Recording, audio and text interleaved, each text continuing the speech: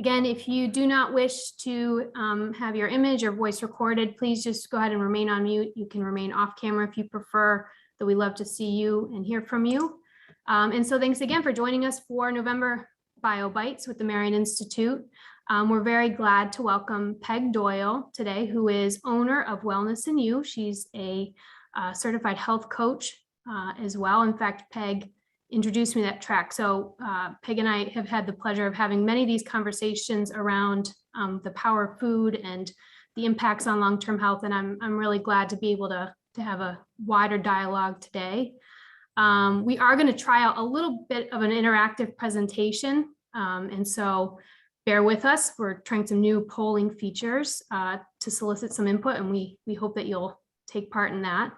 And as a reminder, before I turn it over to Peg, that we're going to begin with a presentation and reserve time at the end for questions. So if you have any questions, please feel welcome to put them in the chat box, and I will come back to them in the latter half of our hour together. So without further ado, welcome Peg Doyle. Well, hello, everybody. I am so happy to be with you today, and I thank Katie and Liz for the opportunity to chat with you about my favorite topic, lifelong wellness, and also in direct conversation around eating well. So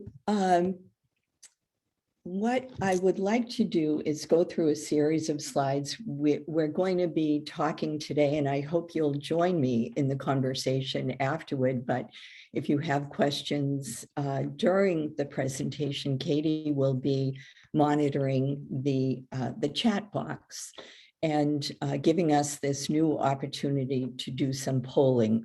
So we'll talk mainly about the myths and the nutrients around healthy eating and the pillars of wellness. So I'm going to do some screen sharing with you right now to get us started. So let me see, are we on screen share, Katie? Yep, you are sharing your screen. Wonderful. All right. So let's take a look at the objectives, what I hope to accomplish during this hour. Want to take a look at some myths around aging, around the power of food, and also what I call the 5 pillars of lifelong wellness. So let's start with aging myths. And Katie, I think you have a polling question in this category. I do. All right, bear with me. Here we go. I'm going to the age myth. All right, can thumbs up for those of you on screen. Can you see a polling question? Yes, great. So if everyone could take a minute, have you experienced health issues that have been attributed to your age and been given the sense that there's nothing you can do for these but to take medicine?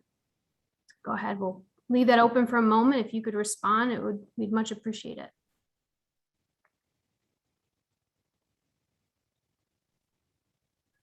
Oh, and I can see the percent participation. All right, we're at 84%, 88. And I'll give it another second here. All right, I'm gonna go ahead and end the poll. Share the results. So hopefully you have a results window now open. So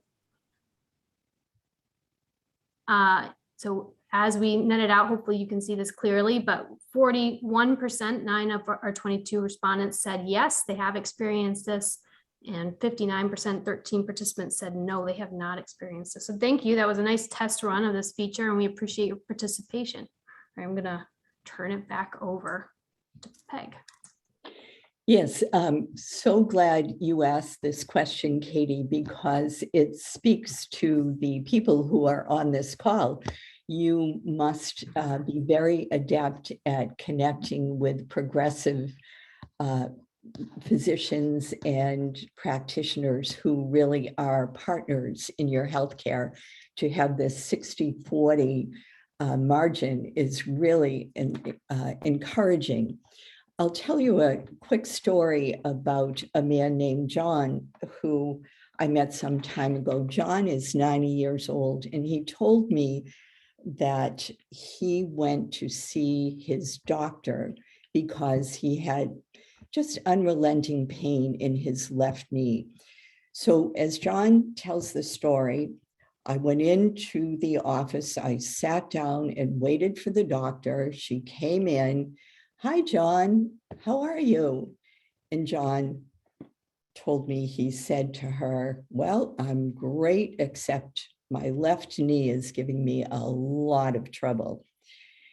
And John said his doctor looked at him and said, well, you know, John, you are 90 years old.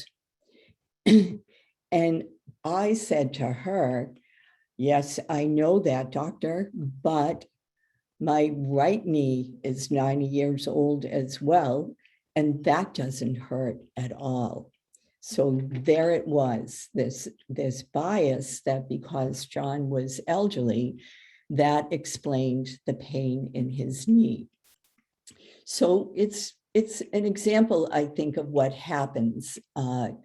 And I think that we all need to be mindful of that assuming that age is the culprit for whatever is going on with us might not be accurate. So I want to talk about a couple of other myths around aging. One is, I would like to ask you to put in the comments box some of the reasons you hear out in the world, what the major causes of death are.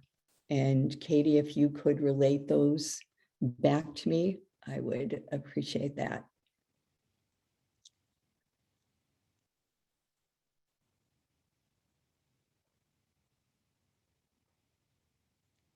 You're on mute, Katie, so I can't hear you. Thank you. So again, major causes of death. Cynthia, thank you for your contribution. Offered heart disease and cancer. Dottie offered heart disease. Absolutely. Those are the most commonly described causes of death. But there is a Dr. David Katz, who is the head of nutrition at Yale University, and he kind of put that on its head when he did the research on the major causes of death. The major causes of death are poor eating, lifestyle habits like smoking, lack of exercise, unmanaged stress. Those are the actual causes of death. And so what we can look at is not making assumptions that things like heart disease and cancer are the causes of death, but actually the effects of unmanaged lifestyle issues. So I think it's an important distinction we need to make. Also, we've heard so much since COVID about older people's immune systems being fragile, being weak. And I'd like to dispute that a little bit. They're weak if you have had unmanaged stress, prolonged stress, which many of us have lived through very stressful times through COVID, but it's all about managing it. It's also about having a healthy diet, because when you're eating nutrient-rich foods, you're supporting your microbiome, which, as we know, that's the digestive flora. That plays a pivotal role in your immune system. There also may be some supplements that you would take during times of high risk, such as we've experienced during COVID. So Katie, it looks like you may have a question related to that. So we have another polling question. Let's see here. This one asks, how many in the audience have a friend or family member who believe their health issues are caused by age rather than lifestyle? So if you know someone who attributes their health issues to age versus lifestyle, that's the question. And I know we have a lot of smart consumers here, informed consumers. So I have to imagine I see one no, and there's probably more than one. Take another few seconds. I'm going to input your answer, but we certainly appreciate your feedback. So thanks for playing with us today. All right. I'm going to end the poll and share results. So this one, we had 18 individuals say yes and 3 no. And congrats to those 3 who seem to be part of a crowd who know what's up. Very cool. Sure. Okay. So now I would like to take a couple of minutes to share my story and how I got into this field of nutrition many years ago. So I was at a point in my life where I was working in a career that really wasn't authentically great for me. It was a great job, very interesting, but just not me. And as a result, I had some pretty bad habits. I also at that time didn't know much other than very general things about nutrition. I ate 3 meals a day. I knew the basics, I would say. And so if any of you are familiar with those packaged cookies that are showing up on the screen, they were in my desk drawer. And every day I would take my Peggy Lawton cookies out of the drawer and have my 3 o'clock snack. It became such a habit that my nickname in the office was Peggy Lawton.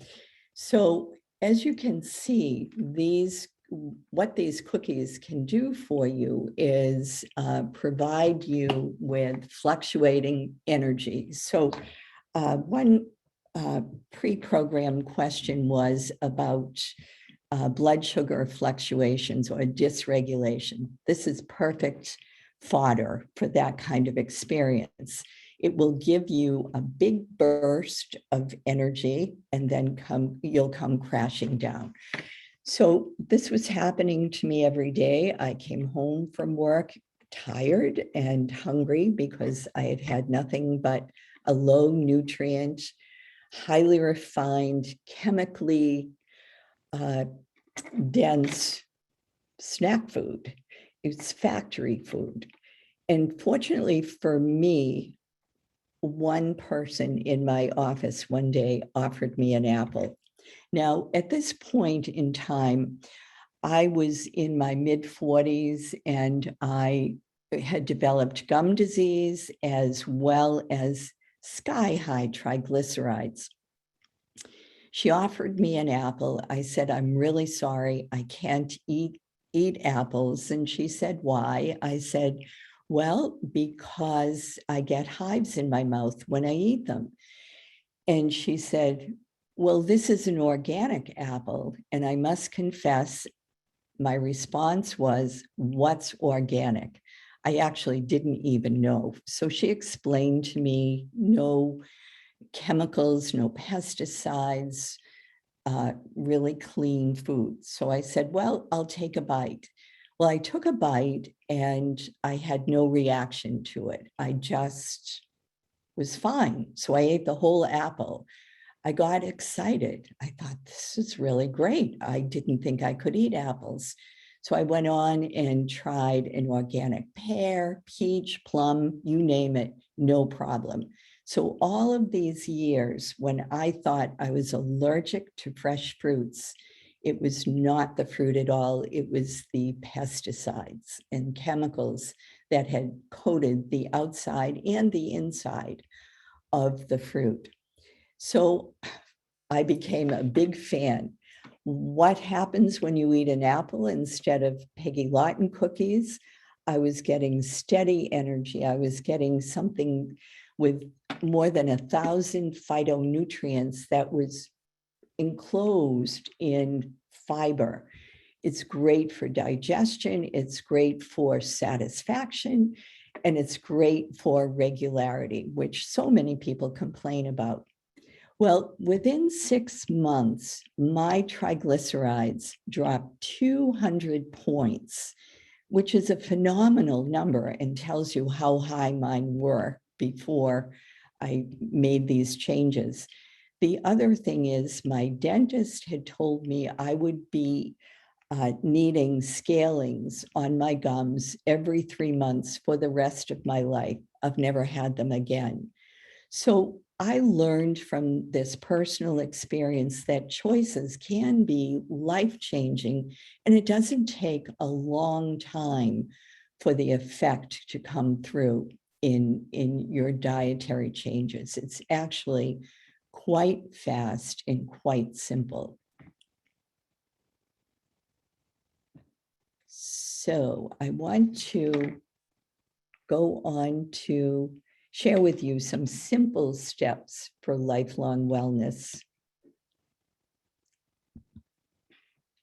So here we have, starting with food, how and what to eat. And we have this beautiful array of vegetables, just all sorts of colors and textures. And first off, I would say to you, there are more than 100 vegetables that are growing on this planet, just dozens and dozens of them. So each one has its own share of nutrients and vitamins, antioxidants, whatever you want to call them, they're all good. And what I would say about that is choose the ones that you like. Nobody needs to eat food they don't like. That's no fun. You see in a toddler what happens when you try to do that. They'll spit it right out. So don't think you have to eat foods that you don't enjoy. There are enough choices. And in addition to the vegetables, I would add fruits, nuts, seeds, whole grains, seafood, and clean meat. And by that, I mean antibiotic-free and added hormone-free. Get your food clean. That's what you want. Your body loves clean food. And get the variety of colors if you can, and eat mindfully. Eat enough, but not too much. The only way we can successfully do that is to eat at the table. If we're eating in front of the laptop or in front of the television, it's really hard to multitask and be aware of when you've had enough, but not too much. And then work with my 90-10 formula. It's really easy. It's doable that way. Don't try to be perfect. Eat 90%, aim for 90% simple whole foods, and just relax on the rest. Don't try to be perfect, and then it will be workable. So Katie, do we have another question here? We do. All right, so this next question, let's see, eating nutritious foods. What's the single greatest challenge for you when it comes to eating nutritious foods? And if you need a reference, we can think about the types of foods that Peg just named. So again, grains, nuts, seeds, fruits, vegetables, clean meats, tofu, seafood. Again, I appreciate your participation. We'll give it a few more seconds. And if you are inputting something else and you care to share, you can go ahead if you wish and list that in the chat box. I'm going to go ahead and end the poll and share the results. So for those who responded, it looks like the greatest factor was the something else. So I'm curious, if you want to put that in the chat box, you're willing to share, we'd love to hear it. But certainly for a lot, it's time. I know I can relate. Financial costs and lifestyle are others, other factors. So thank you very much for your input. Going to, oh, Jane just offered going to someone else's house. Jane, I can relate to that. I don't know, Peg, if you can, but certainly it gets a little bit difficult when you are the guest. Planning Yes, ahead. it sure is. Yeah. One of the things I think when you're repeatedly going to someone's house where you know it's going to be trouble, what I tend to do is bring a dish too and try to in very subtle ways make sure I'm eating more of what I'm bringing with me than the foods that might not be in my best interests. But that's where the 10% comes in. If you've eaten well all day and you go to someone's home and they're serving you something that really isn't in keeping, I try to write that off as my 10%.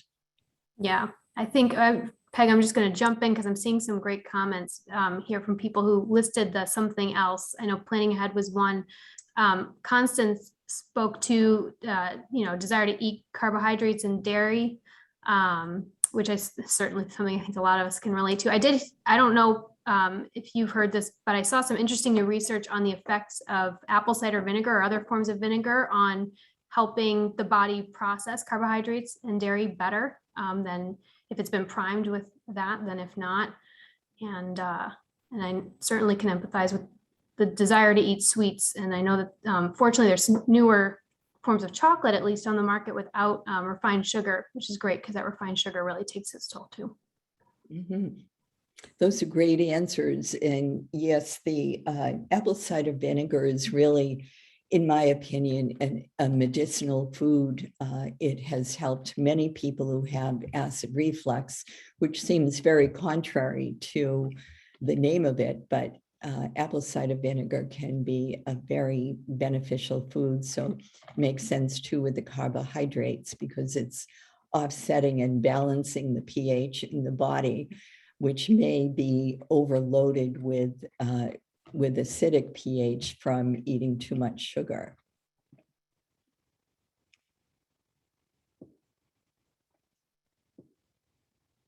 So time is also an issue, and isn't it always? But I'd like to go through my chart here with the process. So the planning and shopping has changed quite significantly since COVID, and there's a silver lining, it seems, in everything in life, and that's one of them. People have become very creative in the ways that they shop, and the storekeepers have as well. I have a company called Morrissey Market that delivers to my home twice a week, and they source from various vendors, a good seafood vendor, a good meat vendor, a good vegetable vendor, and make a delivery for a very competitive price. So that's been great for me. The prep work. So that's a place for those of you who have time constraints. You can really do some strategizing about what I happen to, this is kind of a secret I don't share with everybody, but I happen to have a special relationship with my vegetable chopping knife. It's a 7-inch Santoku, and I love it. I've had it for about 15 years, and that's my vegetable chopper. And when I chop vegetables, it feels like a meditation to me. I consciously am aware of the color, the texture, the smell of the vegetables, and I just really enjoy it. Now, that may not appeal to everybody, and it may not be possible for everybody because of your time constraints. If you're really pressed for time and your planning and shopping is on target, you can do your vegetable preps on the weekend or some weeknight, bag it up, put it in the fridge, and you'll be in good shape. So same with whole grains. I make a habit of preparing a couple of whole grains on the weekends, and I don't season it initially. I season it as I use it through the week. So I might have one night that's Middle Eastern, another night that's Italian. So I different seasonings for different dishes. So that's how I make that work for me. Then the sit-down meal, always important to have that as part of the process. Try to gather yourself, quiet yourself before you sit down. Some people light a candle before they eat. Whatever it is you can do to make the experience of eating a conscious one, not just a chore that you get through. If it's a chore that you get through, you may not even notice what you've eaten, and you may be hungry an hour later because of that. So really make it an experience. And the last thing is your digestion. What I would say about that is there's a rule of thumb. Stop eating 3 hours before your bedtime. Why? When you do that, you're fully digested when you go to bed. And there's a lot that we'll be talking about in the 5 pillars that makes that a really important thing. So that's the process: planning, prep work, sit down, and digest. And when you get those down, things will be much easier. All right, so now we're going to get to the 5 pillars. And did you have a question, a poll question, Katie, on that? I keep muting myself, sorry. Yes, and this one's around managing stress. I'm gonna pull it up here. All right. Do you have effective strategies for managing stress? And you might notice stress is not listed on the screen behind this question, but it's certainly relevant, as Peg's going to discuss in a minute. So again, the question, do you have effective strategies for managing stress? We appreciate those of you inputting here. And in fact, if you have something that maybe is less common and you want to put that in the chat box to share, we have a few people who say no, and maybe, you know, often it's not necessarily that you don't know, but it's finding the thing that works for you.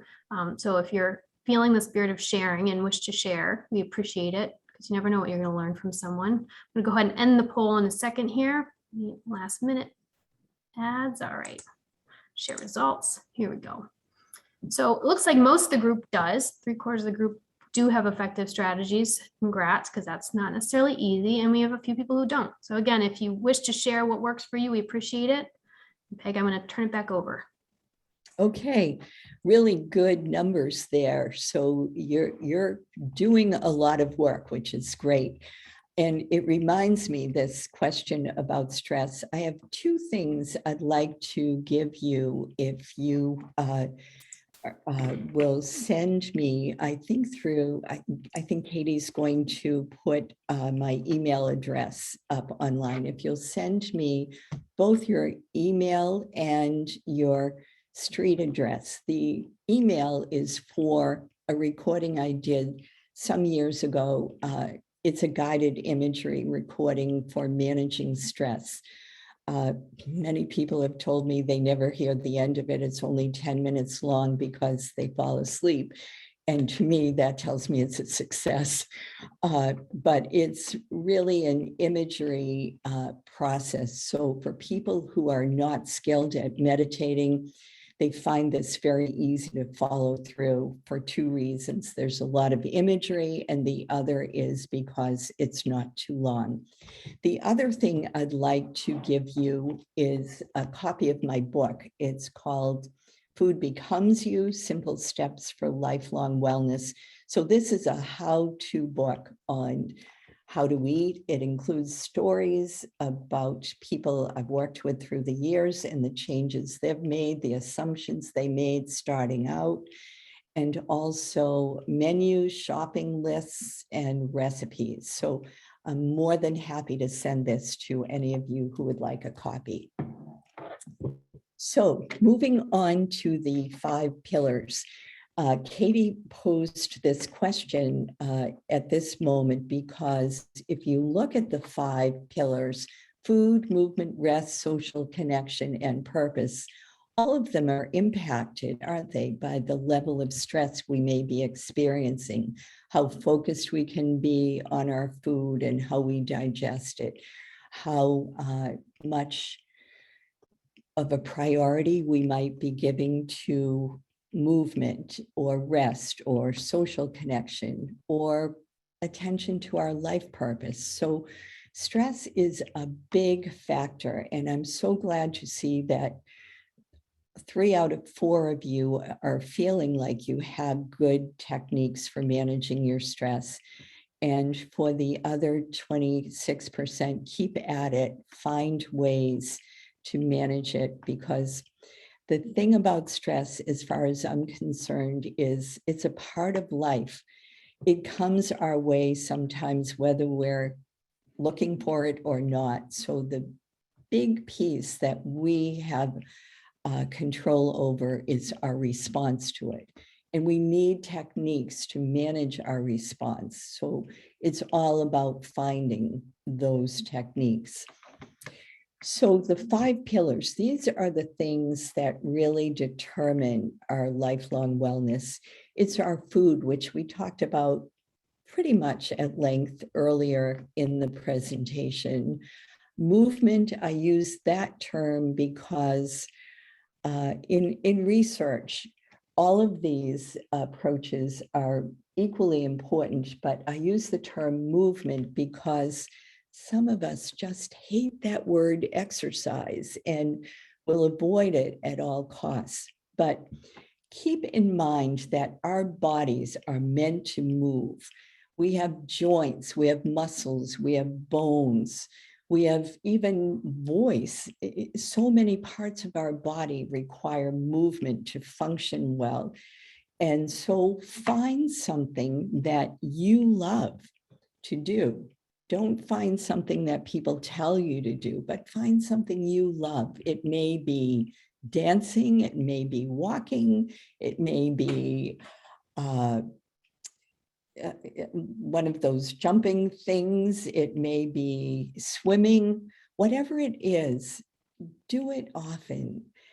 Enjoy the time that you do it. It will keep your body moving well into your 80s and 90s and maybe beyond. So look at the 95-year-olds. If they're healthy and vibrant, they're moving. Rest, we talked about that a little bit earlier, how we need to digest 3 hours for 3 hours before we go to bed. Why is that? Our bodies do all their repair work when we're sleeping. It's a critically important time for restoration. It's when we shed unneeded cells. It's when our digestive system processes the nutrients and the waste that we've taken in over the course of the day and prepares for evacuation in the morning of any waste. It's a very, very important time. Our muscles go into periodic paralysis when we're in deep sleep. Also very important to give them some rest. So rest is critical, and whatever you can do to manage your stress so that you have a peaceful night's sleep will reward you in innumerable ways. Then in social connection, COVID has really done a job on us over these past almost 2 years. And what many of us are in the process of doing at this point is reconnecting with loved ones and acquaintances and building new relationships. I think Zoom has been a haven for so many of us, but it's different. It's not being in direct contact with people. It's a great and effective substitute temporarily, but we need that real social connection. Studies have been done that show that isolation and loneliness is one of the major causes of health issues. It's as damaging as smoking. So if you have been feeling isolated, please find new ways to connect. And one of the ways that you may, as you can see, all of these pillars are interrelated. One of the ways you may reconnect is to discover a purpose. If you don't have one already, if you don't have something that gets you up in the morning that you can't wait to pursue, begin to think about that. Many of us at this point in life have had major life changes. We may have empty nests. We may have changes in our parents. Parents may have passed on. Grandparents may have passed on.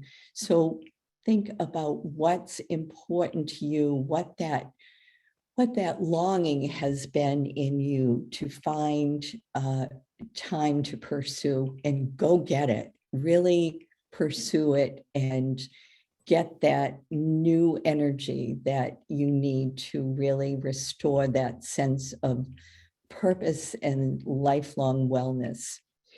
So those are the 5 pillars. Again, food, movement, rest, social connection, and purpose. And now on to the action plan. I think what I'd like to really have you consider here is simplicity. Don't make it complicated. So I like when I'm making an action plan to break it down into pieces. And Katie, you have a polling question in that regard. Yep, it's our last poll, and then I know we'll move on to questions here briefly. But this question asks people, before we think too much about taking action, it's to assess which pillar of health requires the most attention in your life right now. So I know that can change, but as of today, which pillar of health that Peg listed is in need of most attention in your life? A few more seconds if you haven't yet responded. We appreciate it. All right, I'm gonna go ahead and end the poll if you have an input and you want to. All right, here we go. Sharing results. Looks like for a lot of us, it's movement. We better get on that before winter. I was gonna say, it doesn't get better over the next few months, not for all of us living in Massachusetts. And there's a lot of us. So anybody have a suggestion of what might resonate for you in taking some action around movement? What comes up for you?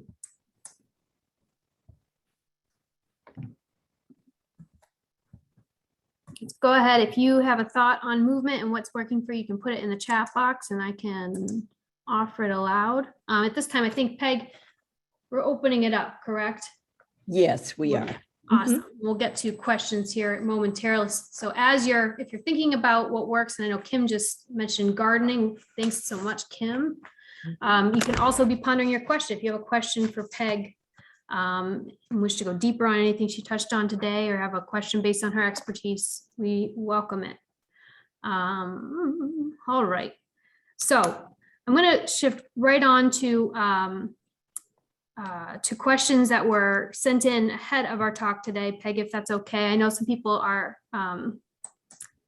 still inputting. Sorry, I don't know, that poll just popped up, inputting on their movement. And so I do appreciate that. So if you want to take note of that, you might. But as for those questions that were sent in ahead of time, the first one I want to ask of you is about nutritional strategies. And this individual is asking if you have any recommendations for someone with ADHD, low blood sugar, and seasonal allergies. So again, nutritional strategies for someone with ADHD, low blood sugar, and seasonal allergies.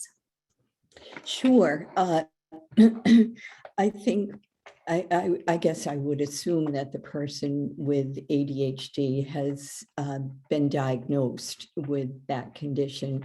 And so there are a few things. What all the research shows around ADHD is that your diet, it does matter. And by that, I mean exactly what we talked about earlier.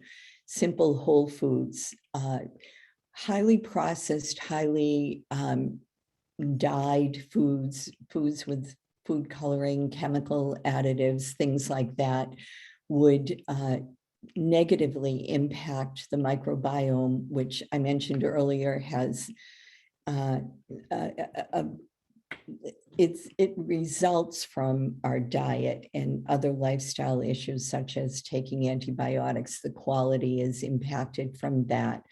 So we want to have a healthy microbiome because that impacts the immune system as well as the mood and the brain.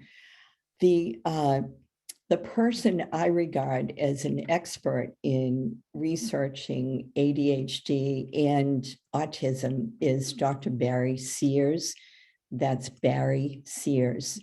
And he highly recommends adequate therapeutic doses, actually, of fish oil. So if you are interested in looking further into remedies above and beyond simple whole foods, foods that are free of additives and dyes, check out Barry Sears. He has some really good research on that topic. And then seasonal allergies. Sometimes herbs like stinging nettle tea can be helpful. Again, stress impacts the immune system and makes it more sensitive and overreactive. So work on your stress if you are having problems with seasonal allergies. Obviously, if you're sensitive to mold and other environmental issues, you may need to stay out of the woods in autumn, which would be really hard for me to do, but that would also be important. And was there one other piece, Katie, in that question, aside from ADHD and seasonal allergies? Also low blood sugar. Low blood sugar. That can be impacted and remedied by having regular meals. And also not, my personal opinion is that eating grazing creates a lot of problems with low blood sugar, or at least insulin dysregulation. When you're constantly snacking on something and not having a full-on meal, your insulin is constantly trying to adjust to what you're taking in, and it can become really dysregulated. So I would say really focus on eating 3 meals. Make sure you have protein in them. Make sure you have fruits and vegetables and whole grains in most, but just make it as balanced as you can and stay with the 3 meals a day. Some people, as they get older, prefer to limit it to 2 meals a day, but make sure they're substantial and adequate for your energetic needs. And I know, Peg, in that same vein, when you were telling the story about your piggy, is it Lawton cookie? I know you talked about the apple, and it's my understanding that an apple is something that has a stabilizing effect on blood sugar levels, and I'm sure there are other foods. Do you know of any others that tend to be very good at keeping blood sugar levels constant? Sure. Berries are great for doing that. If you're looking at whole grains, I would go for quinoa. That's Quinoa.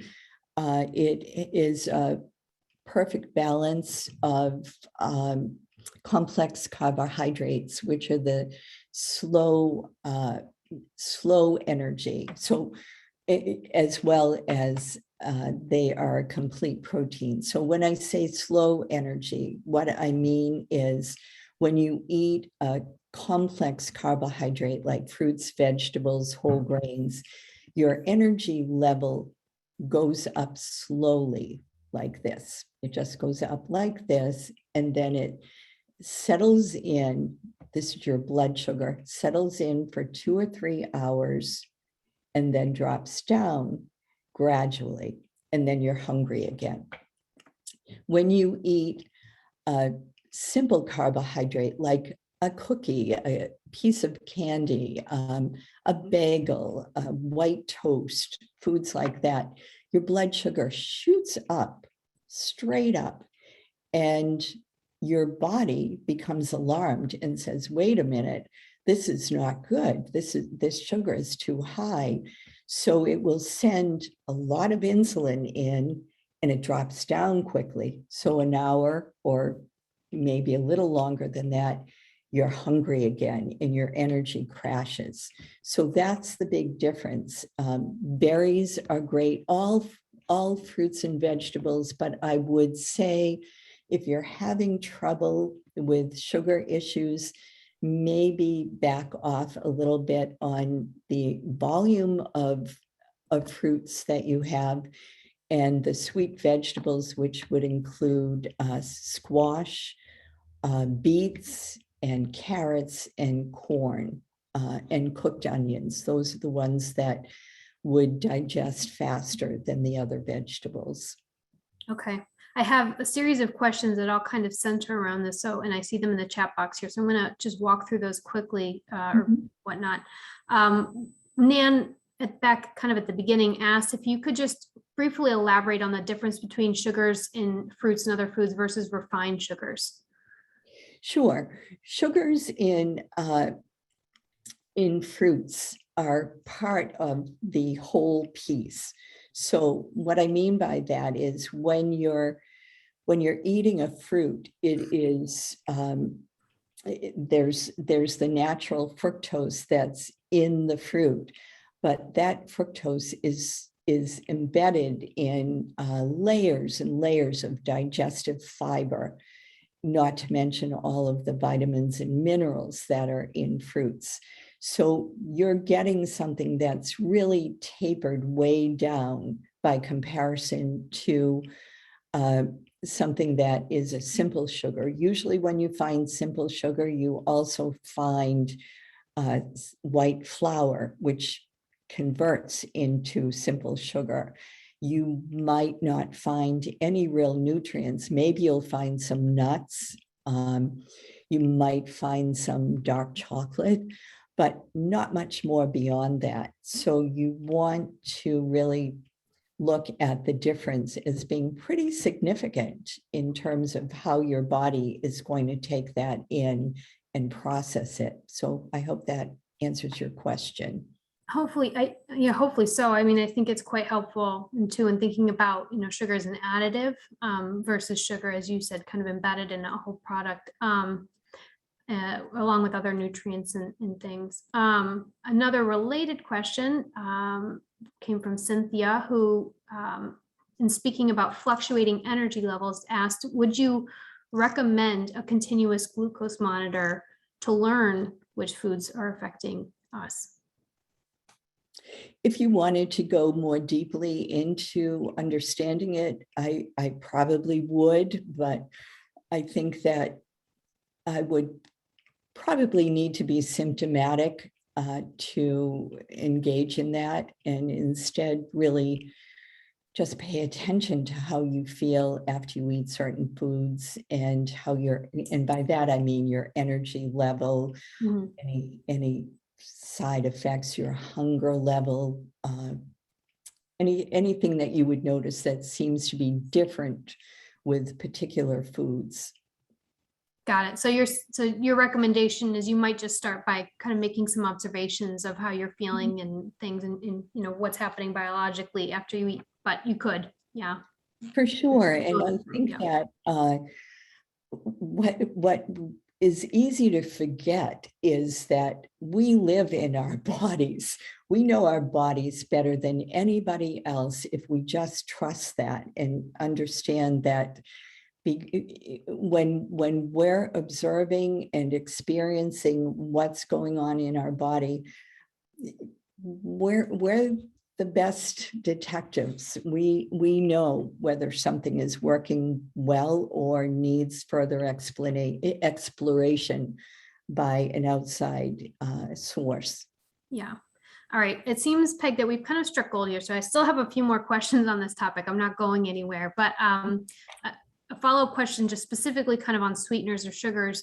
Tim had asked, are any artificial sweeteners good, or what are your thoughts on stevia? Okay, personally, I don't think any of them, including stevia, is desirable. And I'll tell you why. And I'm not a scientist. I'm the first one to acknowledge this. I am not a scientist, but I'm an observer. I've been working with people for more than 25 years now. And what I think is going on is that in our body's intelligence, in our brain's intelligence, we can detect sweet. And it's, for most people, it's quite appealing. So when we have any kind of sweet food, a sweet additive, an artificial one, which I think are particularly dangerous and worse than having actual refined sugar, when we have them, our brain signals the pancreas to release insulin. It's sort of like a high alert, like, wait a minute, we better send some insulin out there. There's some sweet there. If you're having an artificial sweet that has 0 calories because there's no energy in it, it's just a calorie-free food, the insulin goes looking for something to absorb and burn off, and there's nothing there. So what does it do? It goes right up to the brain and says, hey, wait a minute, I don't have anything here to burn off. What should I do? The brain says, okay, I'm going to send an appetite signal to this body so they'll have some sugar.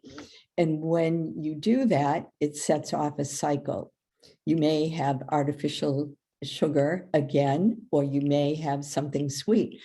Whichever you do, you're going to be sending more insulin out into your body. And I think that from all of my reading and observation is what triggers insulin resistance. That's what creates the muffin top and the excess weight and the difficulty in losing the weight, because insulin receptors start gathering around the waist and it's very hard to burn them off. So long answer to your question, but I hope that helps you in determining whether you want to choose any artificial substitutes for sugar.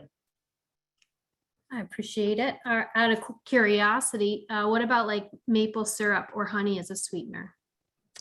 Yeah, that's in my 10% category. It's, I mean, maple syrup has some nutrients in it, and I will use that. And honestly, on occasion, when I do make cookies, I'll just go mainline and have refined sugar and brown sugar and just go at it and give most of them away. But I think sometimes it's just worth the indulgence as long as you don't do it very often.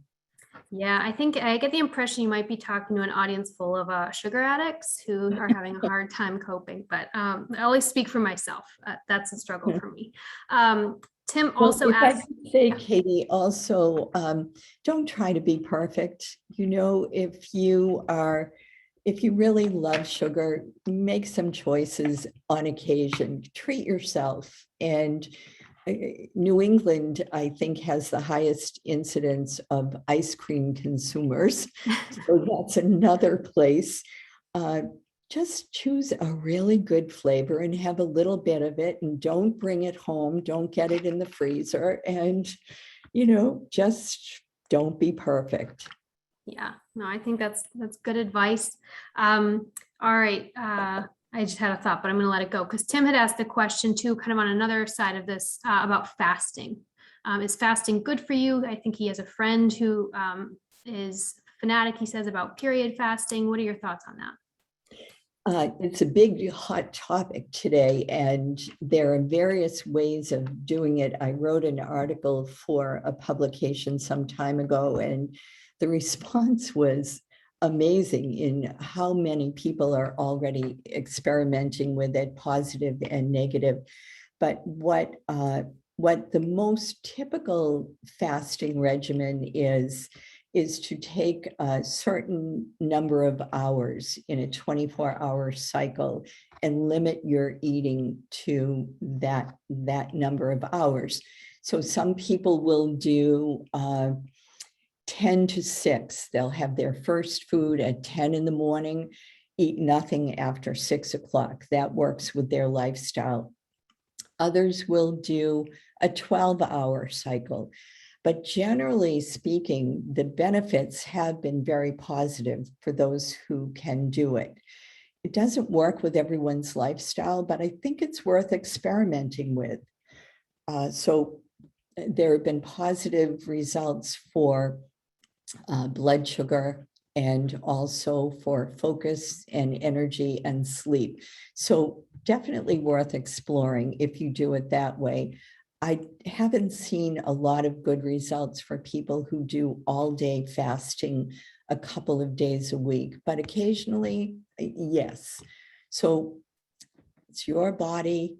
Experiment in a way that makes sense to you and be an observer. See what comes out as positive for you and stay with it. Thank you so much, Peg. I know we're coming up on the hour. I'm going to put a little note in the box about our next BioBites, but I do have 2 quick questions I'm going to come back to. But just briefly, for November 2nd, we have Dr. Martin Hart with us from Biologics, speaking on the true nature of holistic and integrative medicine and what that really ought to look like and can look like today. Peg, rapid fire, 2 questions I want to just quickly run by you. Is farm-raised fish less nutritious, than wild-caught fish? It can be, but I think the hazard with farm-raised fish is the contaminants in the food. So if you can find a farm-raised company that has really good practices, I think it's fine. Great. And last question, then we'll wrap up because I'm sensitive to everyone's time here. Someone else asked, do you know of any easy to use apps to track consumption of vitamins and minerals? I don't. I do know there are some testing companies that people have access to today. Grassrootshealth.net is one of them. But I don't know one that will track a number of nutrients. I know their real focus is on vitamin D and the importance of that. Jane, I know Jane, I think this is a response to this question, put chronometer in the chat box. And I also had recently read about Vessel, which is an at-home test for vitamins, minerals, and cortisol levels. I don't know much more about it, but I do know that kind of think they're new tools coming into the marketplace to measure these things. All right. Well, Peg, thank you so much. We certainly appreciate your time and your wisdom. And thanks to you all for joining us this afternoon. As you hopefully have come to expect from us, Peg's resources, slides, and recording of this will be available on our website by next Tuesday. It'll also be delivered right to your inbox. And we hope to have you all join us again for one of our upcoming BioBites. So thank you. And Peg, thanks again. Thank you. My pleasure. It's been a great group. Thank you. Thank all you, right. Peg. Wishing everyone a great day. Bye all.